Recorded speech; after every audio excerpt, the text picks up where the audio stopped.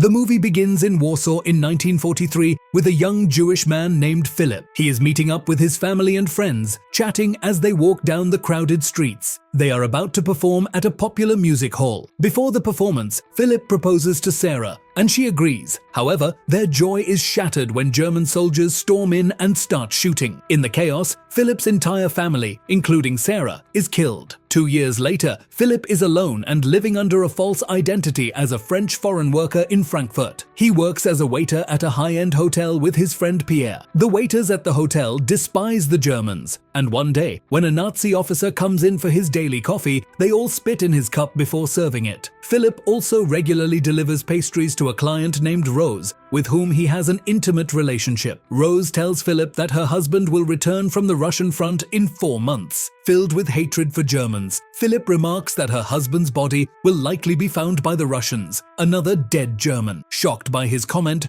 Rose still wants him to stay. In frustration, Philip gathers his clothes and leaves while Rose's daughter eats the pastries. Philip regularly engages in intimate relationships with German women as their husbands are away at war. He enjoyed seducing German women and then humiliating them as a form of revenge against the Germans. Later, Philip visits Staszek, the man who helped him escape the ghetto, and arranges his fake French papers. Philip smuggles wine for Staszek and receives some cash in return. Staszek admits he doesn't like Jews, but considers Philip special, like a brother. He tells Philip he no longer wants to smuggle, as he has made so much money he doesn't know what to buy next. Staszek manages to get a fake passport for Philip, but Philip refuses to take it because he doesn't want to leave Frankfurt. As Philip is about to leave, Staszek insists he takes a gun, but Philip forcefully refuses and leaves. That night, Philip couldn't sleep, so he went out for a run. He practiced some fighting moves until he was out of breath. The next morning, Philip and Pierre were swimming in the hotel's pool. Philip noticed a young lady and tried some flirty lines on her, but they didn't work. Shocked, as he usually seduces German women easily, he tried again with another German woman, and it worked. While they were being intimate, Philip humiliated her about her age and then left. Outside, Philip bets with Pierre that he could make the young lady fall in love with him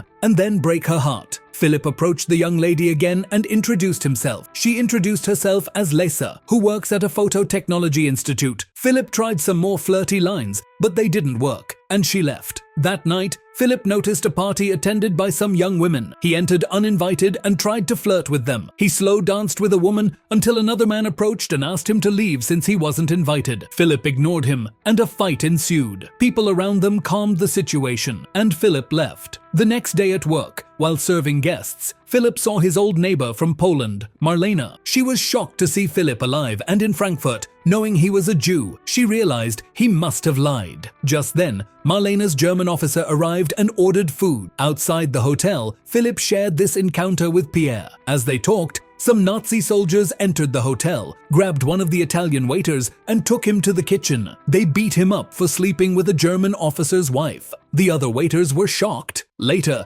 Pierre, shaken to his core, confided in Philip, fearing they would be killed if discovered. Philip, unfazed, believed they should do whatever they wanted since the Nazis would kill them eventually. That night, Philip went for another run and practiced his fighting moves. The next day, while waiting tables, Philip saw Lisa with her family. When she went to the ladies' restroom, he followed her. Lisa was shocked to see him. Philip came closer and asked her to meet him at the church the next day. Later, while having lunch with his friends, Philip was called into the police station. The Nazi officer interrogated him about sleeping with a German officer's wife, Blanca. Philip denied it. The officer showed him a picture of the woman, but Philip kept denying knowing her. Philip replied that he only has relations with Polish and Czech women. The officer beat him up, expressing his frustration about dealing with the war, while Philip, a waiter, enjoyed the best food and life. With no further proof, the officer released Philip. The next day, he met Lisa and discovered that she was among those who didn't care if a person is German or not. Hearing this, Philip kissed her. While talking about Germany, they had an argument, and Philip mentioned that he was about to become an architect before the war, but now he is a slave. After returning home, Philip kept thinking about Lisa. The next day, he was taken with other waiters to to a place where Nazi soldiers were going to kill waiters who had affairs with German women. Philip saw his Italian friend for one last time. Despite all this, he meets Lisa the next day. There, Lisa shared a silly story, but Philip was lost looking at her. He fell in love with her. Just then, some German women humiliated Lisa for being with a foreigner. But Lisa doesn't care what others think. She showed her photography work to Philip. He was surprised by it and kept it to himself as something to remind her of. That night, Blanca visits Philip. He hangs the pictures he took from Lisa in his locker. Whereas, Blanca tries to be intimate with him, but Philip stops her as he loves Lisa. Blanca gets angry and Philip gives her some food before leaving. The next day, Philip visits Lisa's home and starts spending time with her. For the first time, Philip felt at peace. He did not want to betray her, so he told her about his truth. He told how he is a Jewish man from Poland. If the German officers got to know about their relationship, then they would shave Lisa's head, or maybe even kill her. But even after knowing the truth, Lisa did not change her mind and said that she loved him. Philip was overwhelmed by her reaction and lay peacefully in her lap. Marlena had been trying to talk to Philip for many days. Finally, Philip agreed to meet her. In her room, Marlena informed him that it was essential for him to stay there, but she was being moved to another floor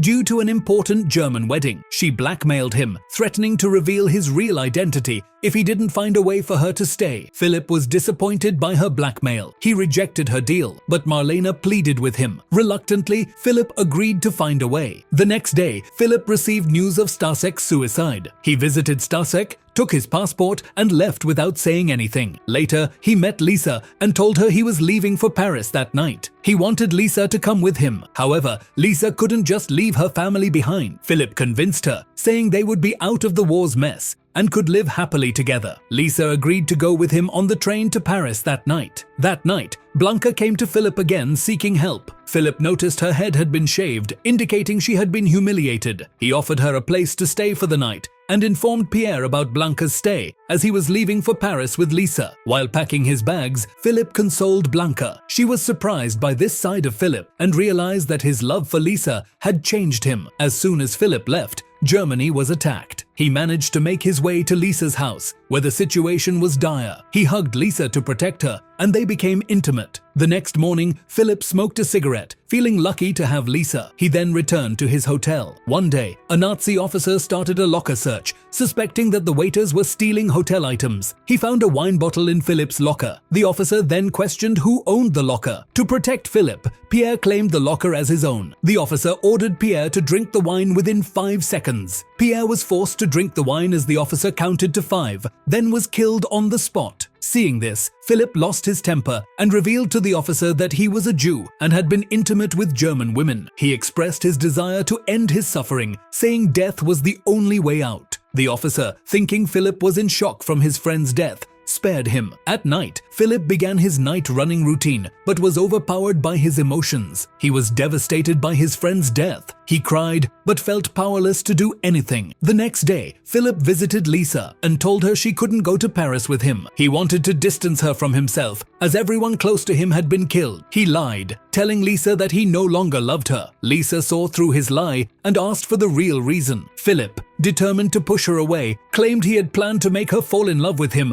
only to humiliate and abandon her. Despite the harsh words, Lisa knew Philip was lying and begged him to tell the truth, but he left. Philip spent his last day at the hotel where the Nazi officer's wedding was planned. After finishing his work, he attempted to leave. Marlena, rushing out with her husband, warned him to leave the country. Philip went to Marlena's room and found the body of a Nazi general. He picked up a gun from near the general's body and returned to the party. Philip sought revenge for Pierre's death and tried to kill the Nazi officer responsible. After several attempts, he finally succeeded. He then fled the hotel to avoid being caught. Eventually, he managed to escape to Paris, boarding a train to leave the country. The movie ends here. Thanks for watching the video. Please like it and subscribe the Explanation Pro channel for more contents like this.